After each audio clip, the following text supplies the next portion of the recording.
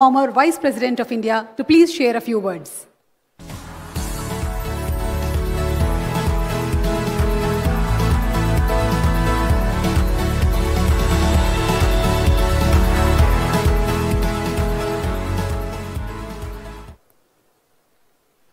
గౌరవనీయ భారత ఉపరాష్ట్రపతి మిత్రులు సిపి రాధాకృష్ణ గారు, గౌరవనీయ తెలంగాణ గవర్నర్ శ్రీ జిష్ణుదేవ్ వర్మ గారు, గౌరవనీయ ఆంధ్రప్రదేశ్ ముఖ్యమంత్రి శ్రీ చంద్రబాబు నాయుడు గారు, గౌరవనీయ తెలంగాణ ముఖ్యమంత్రి శ్రీ రేవంత్ రెడ్డి గారు, అలాగే సోదరులు భారత పౌర ప్రధాన న్యాయమూర్తి శ్రీ ఎన్వి రమణ గారు, ఈనాడు రామోజీ గ్రూప్ సంస్థల యొక్క చైర్మన్ శ్రీ కిరణ్ గారు, ఈ కార్యక్రమానికి విచ్చేసిన వివిధ రంగాల ప్రముఖులు అందరికీ నమస్కారాలు.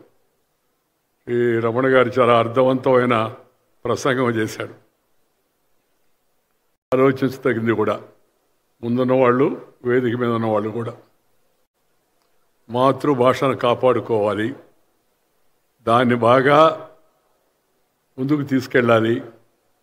ఈ విషయంలో మనం కానీ బాగా చొరవ తీసుకుంటే అది రామోజీరావు గారికి మనం అర్పించేట ఒక మంచి నివాళి అవుతుందని చెప్పి సందర్భంగా నేను మనవి చేస్తున్నాను. ఈరోజు మనం ఒక మహోన్నతమైన వ్యక్తి, బహుముఖ ప్రజ్ఞాశాలి, అక్షర శక్తికి సరికొత్త నిర్వచనం ఇచ్చిన పాత్రికేయ రాజర్షి అని చెప్పవచ్చు. ఆయన శ్రీ రామోజీరావు గారు, వారిని మనం ఇవాళ స్మరించుకుంటూ ఉన్నాం. స్వయం కృషి, క్రమశిక్షణ, పట్టుదల, చిత్తశుద్ధి, కార్యదీక్షలే ఆయుధాలుగా అనేక రంగాల్లో విజయాలు సాధించి భవిష్యత్ తరాలకు మార్గదర్శనం చేసిన శ్రీ రామోజీరావు గారి జయంతి సందర్భంగా వారి స్మృతికి నివాళులు అర్పిస్తూ ఉన్నాను. శ్రీ రామోజీరావు గారు లేని రామోజీ ఫిలిం సిటీని, రామోజీరావు గారు లేని ఈనాడుని, వారు నిర్మించిన ఇతర సంస్థలని నేను ఈరోజు కూడా వారు లేరనే వాస్తవాన్ని జీర్ణించుకోలేకున్నాను. అలాంటి గొప్ప ముద్ర ప్రజా జీవితంపై వేసినట్టు మహనీయుడు ఈ మధ్యకాలంలో మనకు మరొకరు కనపడరు. శ్రీ రామోజీరావు గారు ఒక వ్యక్తి కాదు, ఒక శక్తివంతమైన యొక్క వ్యవస్థ. జనహితమే జర్నలిజం. ఇప్పుడు మనం అక్కడక్కడ చూస్తున్నాం, జర్నలిజం అంటే ఎర్నలిజం అని. ఎర్నలిజం అంటే డిక్షనరీ విడుదల చేశాం కదా, సంపాదించుకోవడం. సంపాదకుడు అంటే సంపాదించేవాడు అనే అర్థం. ఇవాళ కొంతమంది అందరూ కాదు, ఇంకా చాలామంది మంచిగా, నీతిగా, నిజాయితీగా, పద్ధతిగా ఉన్నారు. కానీ కొంతమంది ఆ పెడధోరణులు ఇవాళ చూపిస్తూ ఉన్నారు. వారు జనహితమే జర్నలిజం అని నమ్మి ఆచరించినట్టు యొక్క మహామనిషి. సాధారణ రైతు బిడ్డ స్థాయి నుంచి ప్రపంచమంతా తెలుగువారి వైపు చూసేలా ఎదిగిన వారి జీవితం యువతకు ఎంతో స్ఫూర్తిదాయకమైనది. వారి సంస్థల ద్వారా ఎంతోమంది ప్రత్యక్షంగా, పరోక్షంగా ప్రయోజనం పొందారు. తెలుగు ప్రజల గుండెల్లో వారి స్థానం శాశ్వతం, వారి కృషి చిరస్మరణీయమని చెప్పి ఈ సందర్భంగా నేను మనవి చేస్తూ ఉన్నాను. విభిన్న రంగాల్లో విశిష్ట సేవలు అందించిన గొప్ప వ్యక్తులకు శ్రీ రామోజీరావు గారి జన్మదినాన్ని పురస్కరించుకొని రామోజీ ఎక్సలెన్స్ అవార్డ్స్తో సత్కరించడం చాలా సంతోషకరమైన విషయం, అభినందించాల్సిన విషయం. శ్రీ రామోజీరావు గారు కేవలం ఒక వ్యాపారవేత్త మాత్రమే కాదు, తెలుగు జాతి కీర్తిని ప్రపంచ నలుదిశలా వ్యాపింపజేసే యొక్క క్రాంతదర్శి ఆయన. వారి జీవితం అసాధ్యాలను సుసాధ్యం చేయవచ్చని నిరూపించిన అమరగాథ అది. రామోజీరావు గారి విజయం సామాజిక నిబద్ధతనే పునాదిపై నిర్మితమైన ఒక మహావృక్షం. మీది ఏ పక్షం అని అడిగితే ఒకసారి ఆయన, నేను ప్రజాపక్షం అని చెప్పాడు. నువ్వు ఏ పక్షం, లెఫ్టా, రైటా, లేకపోతే స్ట్రైటా, సెంట్రిస్టా అని అడిగితే ఆయన నేను ప్రజాపక్షం అని చెప్పి అన్నాడు. మనకి ఈనాడు పత్రిక ఈటీవీలో రోజు కనబడుతూనే ఉంటుంది. ఈ వారి యొక్క జీవితం వాస్తవంగా నేటి యువతరానికి ఒక పాఠ్యాంశం కావాల్సిన అవసరం ఎంతో ఉంది. స్వయం కృషితో ఒక సామాన్య మానవుడు అసామాన్య స్థితికి ఎలా ప్రపంచ ప్రఖ్యాతి సాధించగలనే దానికి వారి జీవితం ఒక ఉదాహరణ. I feel that it should be a lesson for the younger generation so that they can also improve their life and then do something meaningful to the society. ముఖ్యంగా మార్గదర్శి chit funds, Priya foods, Kalanjali, Mayuri films వంటి విభిన్న వ్యాపారాలను ఒకే గొడుగు కింద నడిపి వాటిని విజయపథంలో నడిపిన తీరు ఆయన దూరదృష్టికి, అద్భుతమైన యొక్క నిర్వహణ సామర్థ్యానికి, కార్యదక్షతకు నిదర్శనమని నేను భావిస్తూ ఉన్నాను. ప్రతి వ్యాపారాన్ని కేవలం లాభాపేక్ష కాకుండా వినియోగదారులకు నాణ్యమైన సేవ అందించాలనే యొక్క ఉన్నత లక్ష్యంతోనే ఆయన ప్రారంభించిన అదే సంస్థ, ఆ సంస్కృతి కూడా నేడు కొనసాగుతుంది. రాబోయే రోజుల్లో కూడా ఇదే సంస్కృతి కొనసాగించాలని నేను భావిస్తున్నాను. రామోజీరావు గారి సేవల్లో అత్యంత ముఖ్యమైనది, ప్రతిభావంతమైనది జర్నలిజం. 1974లో విశాఖపట్నం కేంద్రంగా ప్రారంభించిన ఈనాడు దినపత్రిక తెలుగు మీడియా చరిత్రలో ఒక సరికొత్త అధ్యాయాన్ని రచించింది. అంతకుముందు కేవలం పఠనాలకే పరిమితమైన వార్తలను పల్లె పల్లెకు చేర్చి పత్రికా భాషను పండితుల భాషగా మార్చి సామాన్య ప్రజల వాడుక భాషగా దాన్ని తీసుకొచ్చారు. అలాగే ప్రజానాయకులు కూడా, రాజకీయ నాయకులు కూడా చాలామంది రామోజీరావు గారికి రుణపడి ఉండాలి. ఎందుకంటే పెద్ద పెద్ద వాళ్ళు పెద్ద స్థాయిలో ఉన్నవాళ్ళు కాదు, గ్రామ స్థాయిలో, మండల స్థాయిలో, జిల్లా స్థాయిలో ఉన్న నాయకులు గుర్తించి ప్రోత్సహించి వాళ్ళని ఎదిగే విధంగా శ్రీ రామోజీరావు గారు ఈనాడు పత్రికను నడిపారని చెప్పి మనవి చేస్తున్నాను. నిత్యం ఉషోదయాన సత్యం నినదించుగాక అంటూ తెరతరవారుతుండగానే పత్రిక ఇంటి ముందు ప్రత్యక్షమవడం ఆనాటి తరానికి అది సరికొత్త అనుభవం.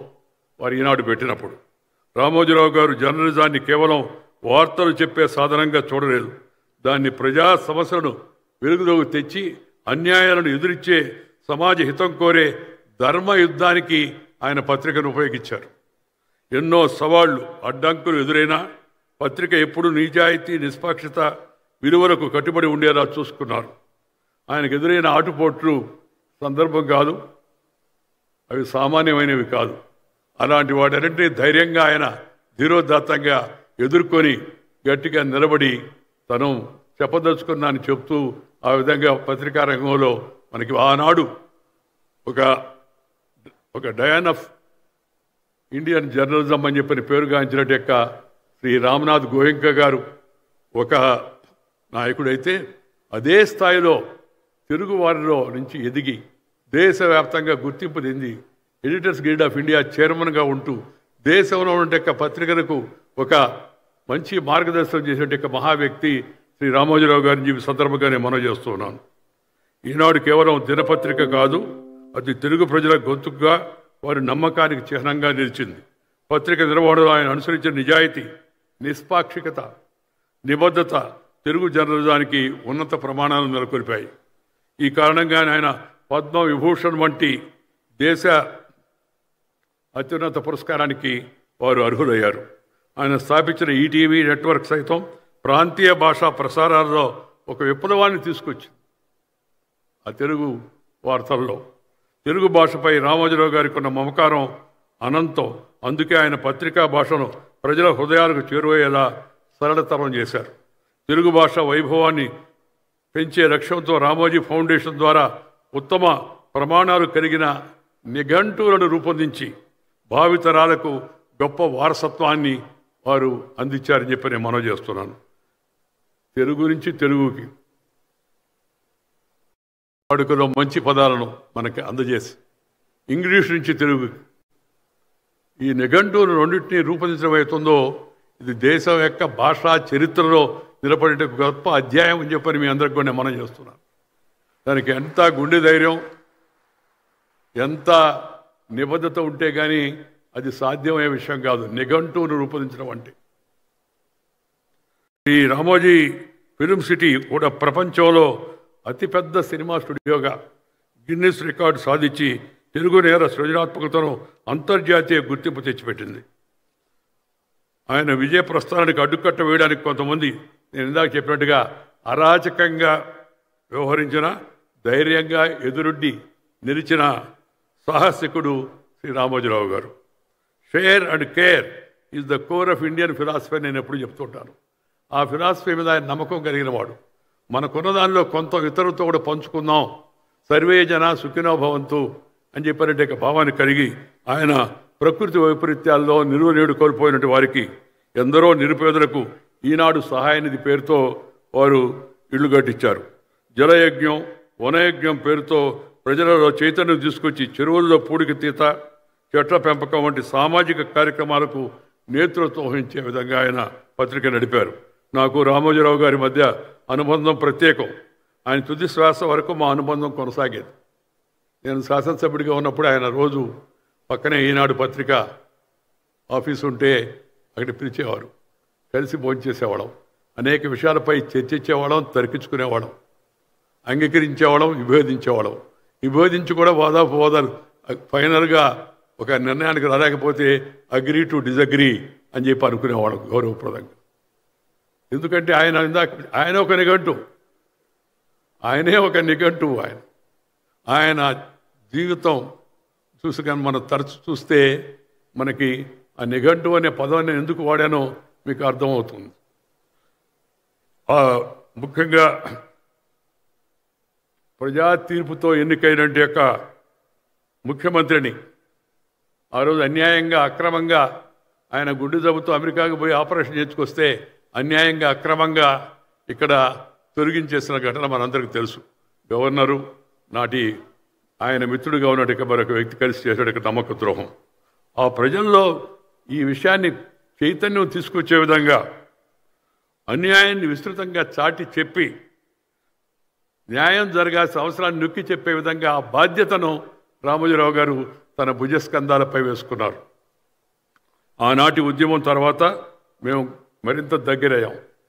తరచుగా కలుస్తూ విషయాలపై మాట్లాడుకొని రాజకీయాలపై నిరంతరం నేను వారితో చర్చిస్తుండేవాడిని. నేను ఒక రకంగా రాజకీయాల్లో పైకి రావడానికి పెద్దలు అద్వానీ గారు, అటల్ బిహారీ వాజ్పేయి గారు ఒక కారణమైతే, ఇక్కడ తెలుగు రాష్ట్రంలో కాస్త గుర్తింపు తెచ్చుకోవడానికి రామోజీరావు గారి సలహాలు ఎంతగానో ఉపయోగపడ్డాయని చెప్పని నేను సవినయంగా మనవి చేస్తున్నాను. ఆ మాట చెప్పడానికి నేనేమాత్రం వెనకాడడం లేదు. నేను ఆయన్ని ఎప్పుడు కోరుతూ ఉండేవాడిని, కాస్త కొద్దిగా విశ్రాంతి తీసుకోండి అని. ఆయన పనిలోనే నాకు విశ్రాంతి. My rest lies in the work, hard work అనే ఫిలాసఫీ ఆయన. కష్టపడుతూనే ఉండేవాడు. దాంట్లో నుంచి నేను ఆ మాట ఒకటి తయారు చేసి ఈ మధ్య జనంలో ప్రచారం చేస్తూ, ఇష్టపడిన పనిని కష్టపడి చేస్తే నష్టపడేది లేదు అని ఆయన విశ్వాసం. ఆయన ఇష్టపడిన పనిని కష్టపడి చేస్తే నష్టపడేది లేదని. ఆ విధంగా ఎప్పుడు ఆయన కష్టపడుతూ ఉండేవాడు. ఎప్పుడు దేశంలో ప్రపంచంలో జరుగుతున్న పరిస్థితులను గమనిస్తూ ఉండేవాడు. దానికి తనదైన పరిష్కార మార్గం ఏందామని ఆలోచించేవాడు. మిత్రులతో ఇక్కడ ఉండి పనిచేసే వర్గంతో అందరితో కూడా చర్చించేవాడు. తుది శ్వాస వరకు ఆయన పనిచేస్తూనే ఉండి తాను అన్న మాటలు నిజం చేసి చూపించిన గొప్ప వ్యక్తి వారు. ఆయన క్రమశిక్షణ, సమయ పాలన, నిబద్ధత నేటి యువతకు స్ఫూర్తిదాయకం. ప్రజాస్వామ్య వ్యవస్థకున్న 4 స్తంభాల్లో జర్నలిజం ఒకటి. ఎంతో బాధ్యతాయుతంగా నిర్వర్తించాల్సిన వృత్తి ఇది. నిజాయితీ, నిష్పాక్షిక వైఖరి, జవాబుదారీతనంతో వ్యవహరించాల్సిన వృత్తి ఇది. డిజిటల్ యుగంలో అతివేగంగా వార్తలను చేరవేయాలనే ఒత్తిడి, క్విక్ బైట్ సంస్కృతి పెరిగిపోవడం వలన తరచుగా వార్తల నాణ్యత, నిష్పాక్షిత తగ్గిపోతూ ఉన్నాయి.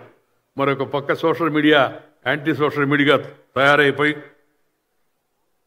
హెడ్లైన్స్ చూస్తాం కానీ లోపల చూస్తే అసలు విషయం ఏమి ఉండదు. అదొక కొత్త ధోరణి వాళ్ళ జర్నలిజంలో, పత్రికల్లో, టెలివిజన్ ఛానల్లో ముఖ్యంగా వచ్చింది. ఆ టెలివిజన్ ఛానల్లో ఒక్కొక్కసారి ఆ వార్త వింటాం, లోపల చూసి అసలు ఏమి ఉండదు. నేను ఉదయం చెప్పాను, ఇప్పుడు మిత్రుడు రేవంత్ రెడ్డి గారు కూడా ఉన్నారు కాబట్టి చెప్తున్నాను. ఒకరోజు ఒక యూట్యూబ్ ఛానల్ రేవంత్ రెడ్డికి రాడ్డు దింపిన వెంకయ్య అని. నాకు యువకుడు, నేను ఎంతో నచ్చేవాడు, మెచ్చేవాడు, కష్టపడి పనిచేస్తున్నాడు. పార్టీలు వేరే కావచ్చు, ఎవరి ఆలోచనలు వాళ్ళే అనుకోండి. ఏందా వార్త లోపల చూస్తే అదేమి లేదు. తెలుగులో మాట ఉంది, పైన పటారం లోన లొటారం అని చెప్పాను. This is the trend. అలాగే చంద్రబాబు నాయుడు గారి గురించి కూడా అదే. నేను మాట్లాడదలుచుకుంటే చంద్రబాబు నాయుడు గారు కాదు, ఎవరి గురించి నేను చెప్పదలుచుకొని చెప్తాను, దాంట్లో మొహమాటం లేదు. కానీ కార్యదక్షత, మంచిగా పనిచేస్తూ రాష్ట్ర అభివృద్ధి కోసం తపన పడుతున్న వ్యక్తికి ఏదైనా సూచనలు అందిస్తే దానికి వేరే హెడ్లైన్ పెట్టి ఈ ట్రెండ్స్ కొత్తగా ఇవాళ పత్రికా రంగంలో మనం చూస్తూ ఉన్నాం.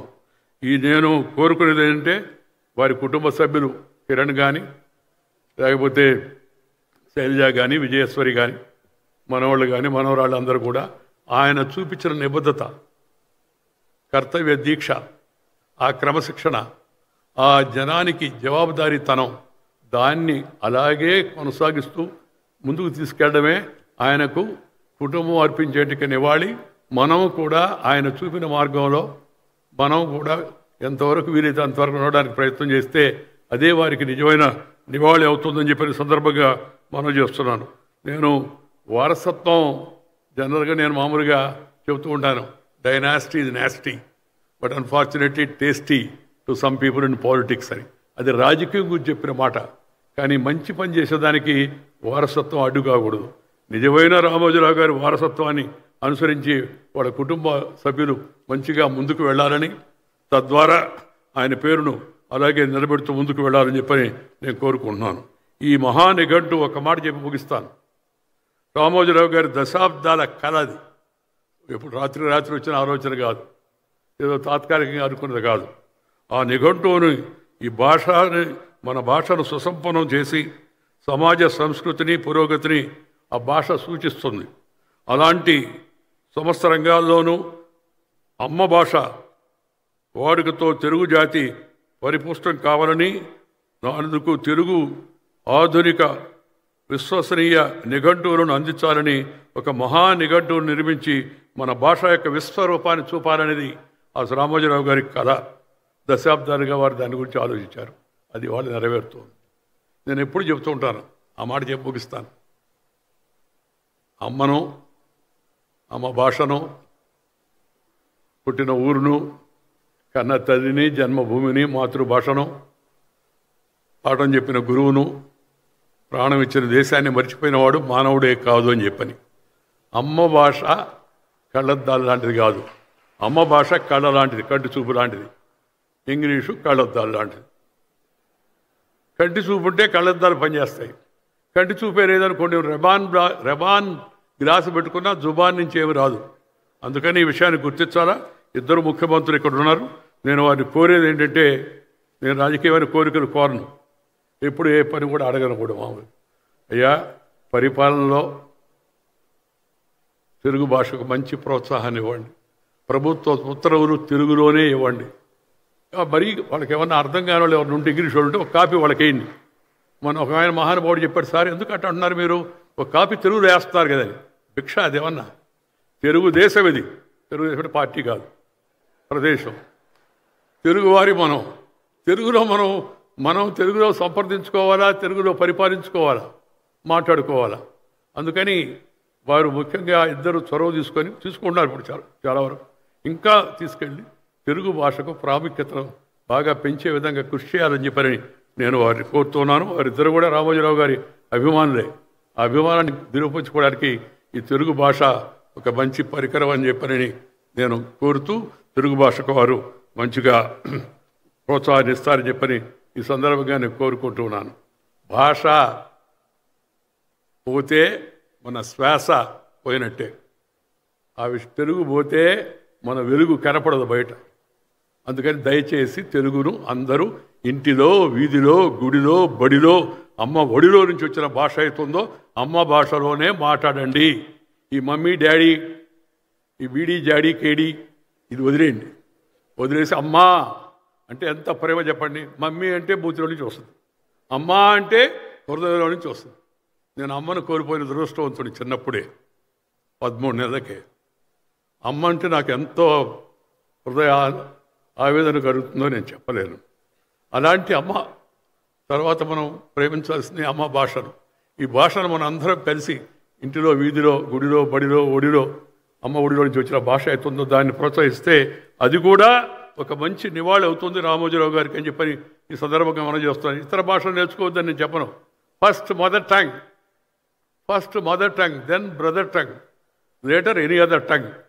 ముందు మన భాషను నేర్చుకుందాం, తర్వాత పరాయి భాషలు పక్కన ఉన్నట్టే పొరుగు భాషలు తెలుగు, తమిళ్, కన్నడ, మలయాళం, మరాఠీ, అస్సామీ, పంజాబీ, భోజ్పురి, మనకి ఎన్నో భాషలు ఉన్నాయి.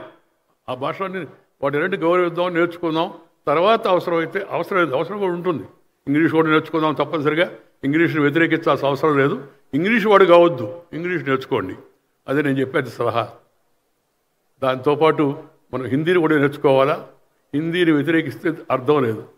దేశంలో మనం ఇంకా ఉన్నత స్థానానికి వెళ్ళాలంటే, రాష్ట్రం నుంచి దేశ స్థాయికి వెళ్ళాలంటే ఆ భాష కూడా నేర్చుకోవడం చాలా అవసరం అని ఈ సందర్భంగా భాషా విషయం వచ్చింది కాబట్టి మీకు మనవి చేస్తూ, నాకు ఈ అవకాశం ఇచ్చి కుటుంబ సభ్యులు నన్ను పిలిచి ఈ మహా నిఘంటువుని ఆంగ్లం నుంచి తెలుగుకి అనువదించే నిఘంటువుని నా చేత విడుదల చేయించేందుకు కుటుంబ సభ్యులందరికీ ధన్యవాదాలు తెలుపుతూ మీ అందరికీ కూడా నమస్కారాలు తెలియజేస్తూ నమస్కారం చేయాలి.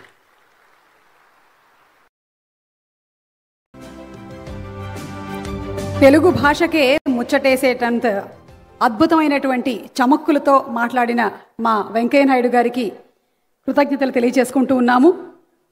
మరి ఇప్పుడు it's now our privilege to invite the Honorable Chief Minister of Andhra Pradesh, Sri Nara Chandrababu Naidu Garu, to please address the gathering.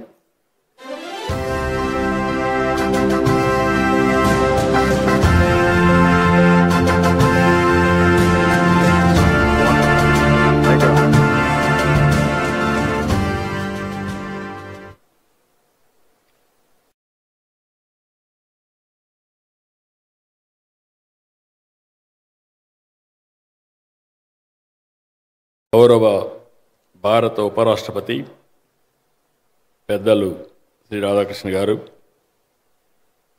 గౌరవ గవర్నర్ తెలంగాణ శ్రీ